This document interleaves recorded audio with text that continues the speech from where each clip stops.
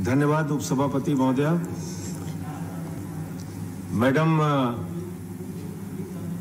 ये homeopathy bill, इसके बारे में, इस पद्धति के बारे में ये कहा गया कि भारत में ये ऐसी तीसरी चिकित्सा पद्धति है जिसके माध्यम से लोगों को लाभ पहुंच रहा है, स्वास्थ्य लाभ पहुंच रहा है।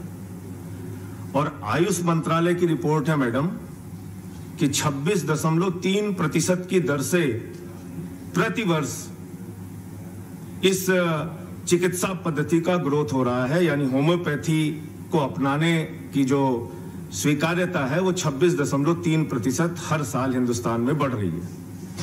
लेकिन जब बजट अलॉट करती है सरकार, 2122 करोड़ रुपए का टोटल बजट है आयुष मंत्रालय का, लेकिन उसमें से मात्र होम्योपैथी के लिए 138 करोड़ रुपए का बजट निर्धारित किया गया है, जो इस चिकित्सा पद्धति को देखते हुए बहुत कम है।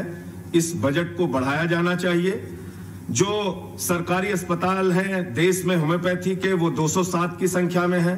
जो डॉक्टर्स की संख्या है वो 2,24,000 के आसपास है। जो डिस्पेंसरीज हैं वो 7,856 है। और इतना बड़ा नेटवर्क होने के बावजूद अगर आप सोचते हैं कि होम्योपैथी को हिंदुस्तान में बढ़ावा 138 करोड़ रुपए के बजट से आप दे पाएंगे, तो मुझे लगता है कि ये बहुत मुश्किल काम है। अभी यहां पे कहा गया सरकार की तरफ से भी और विपक्ष की तरफ से भी कि ये वो पद्धति है होम्योपैथी जिसमें जड़ से बीमारी को खत्म किया जाता है।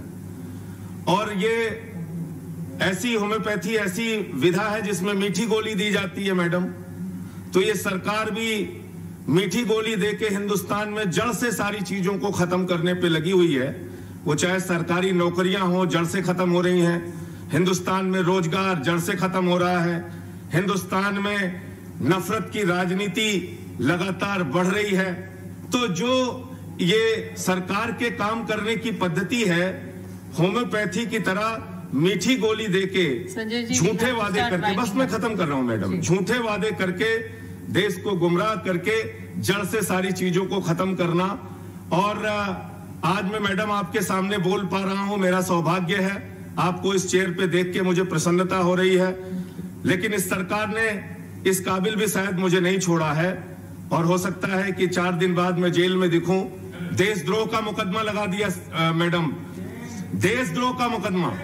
योगी सरकार ने देशद्रोह का मुकदमा मैडम लगा दिया। क्या इस सदन में बैठने वाला सदस्य देशद्रोही है?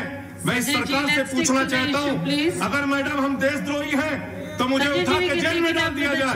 इस देश के सर्वोच्च सदन में बैठ के एक देशद्रोही आपके सामने बोल रहा है, मुझे जेल भिजवाइए। मैं अपनी बात को समाप्त करता हूं। धन्यवाद। Hanumanthaiah ji, doctor Hanumanthaiah. Yes madam, thank you madam. वैसे you have 8 minutes, but we have to wind up by 11:30. That is what the message has come. So if you can keep it short, I'll be really obliged. Okay, madam. Madam, thank you very much for giving me this opportunity. Madam, I just wanted to bring it to the notice of the August House as well as the Minister.